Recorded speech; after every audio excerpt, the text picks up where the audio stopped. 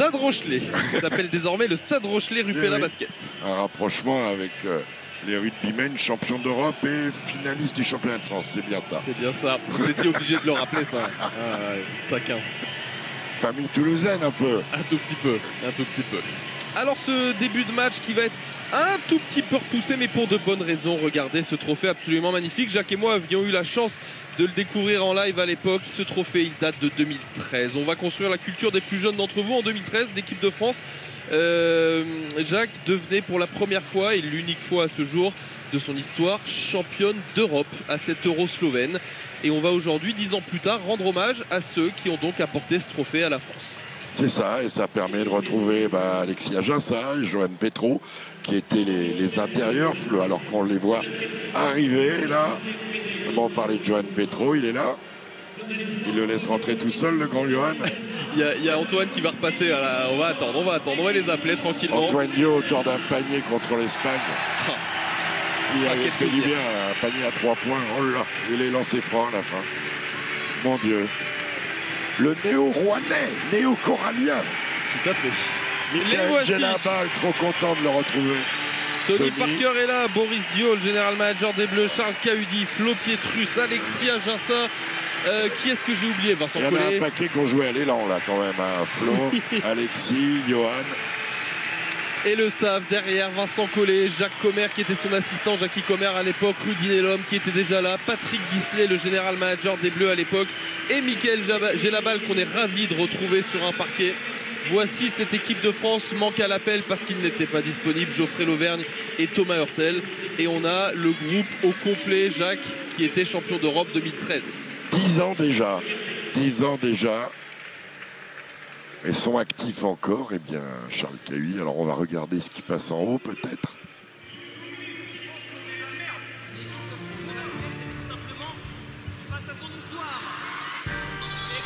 Ce fameux discours de Tony Parker à la mi-temps de ce France-Espagne. Et la grosse faute de Boris aussi pour donner Regardez un peu les sourires. Et ouais, bien sûr qu'il avait fallu redonner ce ton. On peut rappeler, Jacques, pour les plus jeunes, cette demi-finale légendaire où la France rentrait à la mi-temps, si je dis pas de bêtises, à moins 11 à moins 13, 14, 30 et horrible.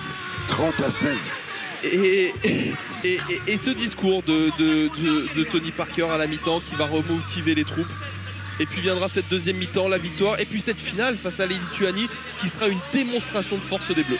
Complètement, l'équipe est montée en régime.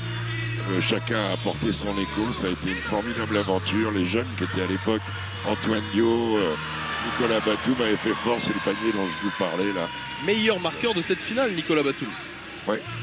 Il avait été un peu pioché pendant le tournoi en adresse. Et puis il avait été formidable en finale. Et puis il y a un trophée qui n'a pas été emmené. Je me souviendrai toujours du public au moment avant qu'il y avait 12 000 personnes là-dedans à Ljubljana. La désignation du MVP, Tony Parker MVP, les gens scandaient Tony, Tony, Tony avant qu'on lui délivre. C'était un moment terrible.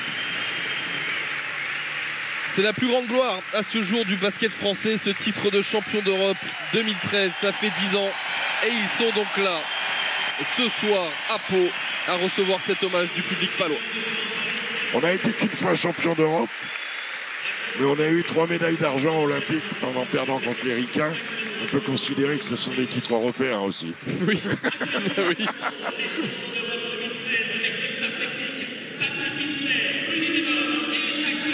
Le président de la Fédération française, Jean-Pierre Ciuta, qui va, j'imagine, appeler un par un tous ces gens-là. Le staff déjà.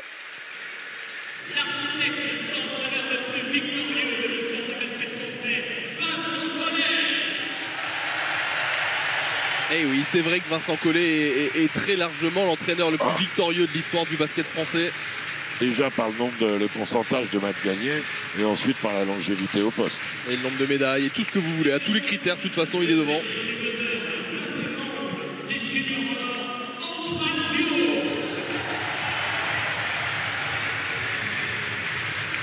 L'ovation que va recevoir Florent Pietrus de la part de ce qui restera à vie son public va être magnifique. C'est après Charles Cahudi.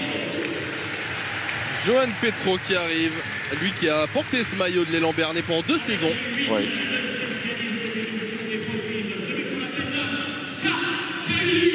Eh oui, Ouais, celui qui restera comme l'un des ennemis de ce public palois tant il a porté le maillot de l'Asvel, Charles Cahudi, pilier de cette équipe de France.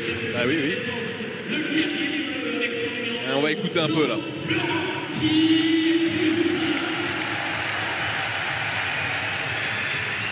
Aimé, adoré par ce public palois, l'historique poste 4 Flo Pietrus de cette équipe de France.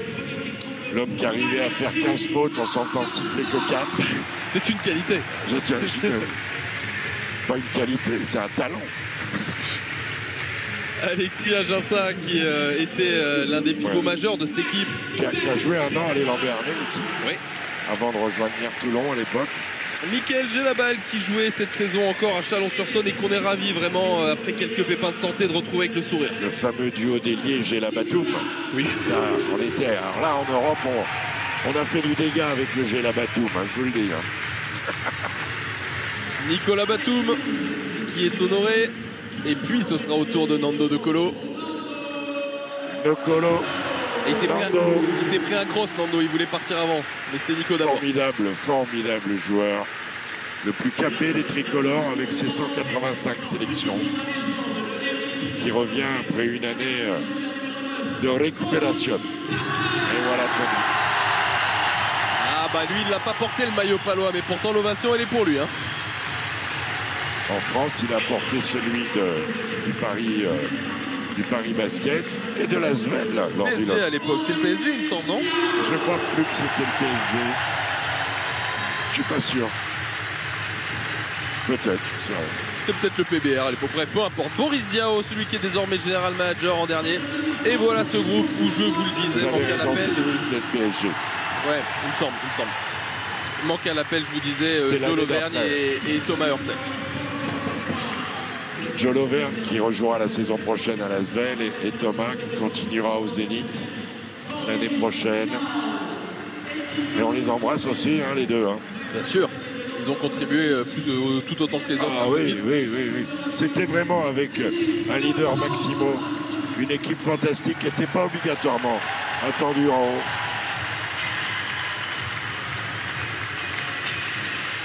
Et alors je dois vous avouer que moi à titre perso ça me fait quelque chose et sans doute à vous aussi Jacques parce que c'était ma toute première compète en tant que journaliste international. J'avais le plaisir d'être à Ljubljana et boum, titre. Et oui. Et vous avez rendu compte que ça ne marchait pas à chaque fois pareil. Non, c'était formidable. Ça avait mal débuté, premier match, on perd contre l'Allemagne. Puis le lendemain, les Belges battent les Allemands, ça s'embrouille bien et puis ils prennent du rythme. Et des garçons comme Johan Petro, Alexis, qui jouait pas beaucoup en NBA, avaient donné en défense une dimension physique à notre équipe, tip top.